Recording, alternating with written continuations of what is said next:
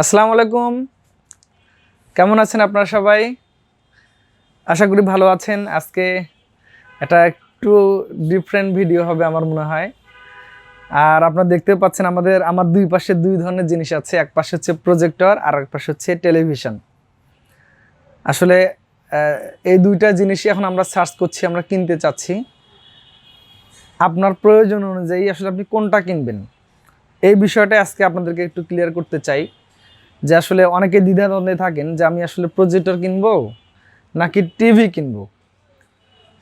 তো এটা আসলে একটু আমার মনে হয় কয়টা প্রশ্নের উত্তর আমি আপনাদেরকে দিয়ে দিব, তাহলে হয়তো আপনার সহজ হবে যে আপনি আসলে প্রজেক্টর কিনবেন না এলইডি টিভিগুলো পারচেস করবেন। তো যদি ভিডিওটা ভালো লাগে অবশ্যই লাইক কমেন্ট শেয়ার করে উৎসাহিত করবেন। আর আমাদের চ্যানেলে নতুন হয়ে থাকলে অবশ্যই চ্যানেলকে সাবস্ক্রাইব করবেন। আর পাশে থাকা বেল আইকনটি বাজিয়ে দিলে সবগুলো ভিডিওর নোটিফিকেশন আপনি পেয়ে যাবেন। তো বন্ধুরা, এখন চলে আসি যে আজকের টিভি না প্রজেক্টর আমরা কোনটা নিতে চাচ্ছি আসলে। তো যেহেতু আমাদের এক একজনের প্রয়োজনটা এক এক রকম, সো আমাদের চাহিদা, আমাদের প্রয়োজন অথবা আমাদের আকাঙ্ক্ষাটাও আলাদা আলাদা। আপনারা যদি কখনো চিন্তা করেন যে টিভি না প্রজেক্টর, প্রথমত বলি যে প্রজেক্টর আসলে একটা পোর্টেবল জিনিস, অর্থাৎ এটা আপনি চাইলে ক্যারি করতে পারেন, আপনি যখন যেখানে ইচ্ছা সেখানে লাগাতে পারেন, যেখানে ইচ্ছা সেখানে চালাইতে পারবেন। তো এটা কিন্তু একটা পোর্টেবল জিনিস। এখন যদি বলে কি টিভিটা কি তাহলে চালাতে পারবেন না? টিভিও চালাইতে পারবেন, কিন্তু যখন আপনি একটা বিগ স্ক্রিন সাইজ, ধরুন আপনি একটা প্রজেক্টরে আপনি 100 ইঞ্চি দেখতে পাবেন। তো 100 ইঞ্চিতে আপনি টেলিভিশনটাতে কিন্তু ওটা আবার ওই ফ্যাসিলিটিসটা পাইতে অনেক টাকা লাগবে।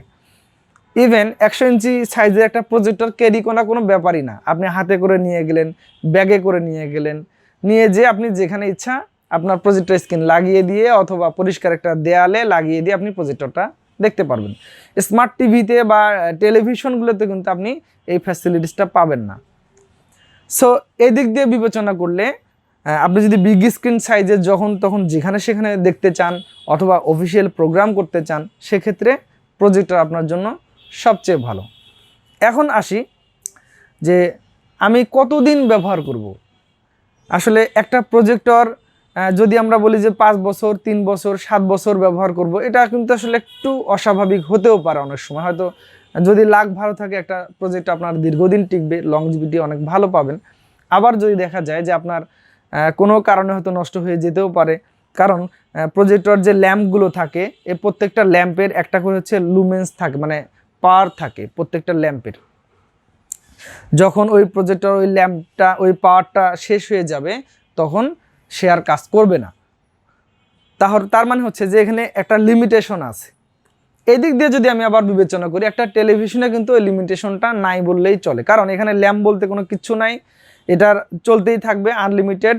হ্যাঁ, সো এই দিক দিয়ে যদি আপনি বিবেচনা করেন আপনার জন্য টিভিটা অনেক ভালো হতে পারে।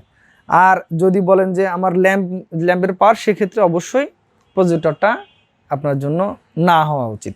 সো আপনি চিন্তা করেন যে আপনি কোনটা চাচ্ছেন। আপনি লং টাইম ইউজ করতে চাচ্ছেন, একটা টেলিভিশন ধরেন 2, 4, 5 বছর অনায়াসে ইউজ করতে পারবেন, আর একটা প্রজেক্টর কিন্তু আপনার অতদিন নাও যেতে পারে। আচ্ছা, এরপরে একটা ব্যাপারে আসি, সেটা হচ্ছে যে আমরা বাসাতে যখন টেলিভিশন দেখি, হয়তো বাসার বাচ্চা কাচ্চারা যারা আছে তারা হয়তো দেখছে সারাদিনে চলছে একটা টেলিভিশন, কিন্তু একটা প্রজেক্টর কিন্তু আপনি সারাদিন চালাতে পারবেন না। এখানে একটা হিটিং ইস্যু থাকে, প্রত্যেকটা প্রজেক্টর একটা ওভার হিটিং ইস্যু থাকে। আপনি যখন লং টাইম চালাবেন ওর ল্যাম্পের পাওয়ারটা দ্রুত নষ্ট হয়ে যাবে। সো এই দিক দিয়ে যদি বিবেচনা করি তাহলে কিন্তু প্রজেক্টরটা আপনার অ্যাভয়েড করা উচিত। সেক্ষেত্রে টিভিটা নেওয়া ভালো, কারণ আপনি লং টাইম চালাতে পারবেন, অনেক সময় ধরে চালাতে পারবেন। তো এই ক্ষেত্রে টিভিটা ভালো। তো এরকম আসলে আরও অনেক ধরনের বিষয় থাকে যাতে হয়তো মনে হবে যে টিভিটা আমার জন্য অনেক ভালো আর প্রজেক্টরটা আমার জন্য লস। তবে হ্যাঁ, প্রজেক্টরটা আপনার লাগবে কাদের জন্য? যারা অবশ্যই পোর্টেবল ব্যবহার করবেন, যখন তখন যেখানে সেখানে ব্যবহার করবেন।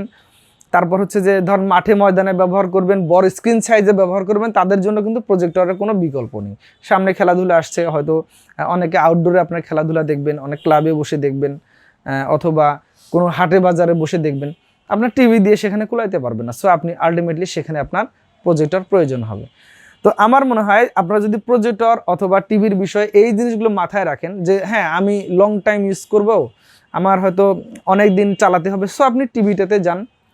আর যদি মনে করেন যে না আমার তো বড় স্ক্রিন লাগবে, বড় স্ক্রিন তো টিভিতে আমার বড় স্ক্রিন হবে না, সো আমাকে প্রজেক্টর নিতে হবে, সো আপনি প্রজেক্টরটা নিতে পারেন। তো অবশ্যই এই বিষয়গুলো মাথায় রেখে আপনার প্রজেক্টর এবং টেলিভিশনগুলো পারচেস করবেন।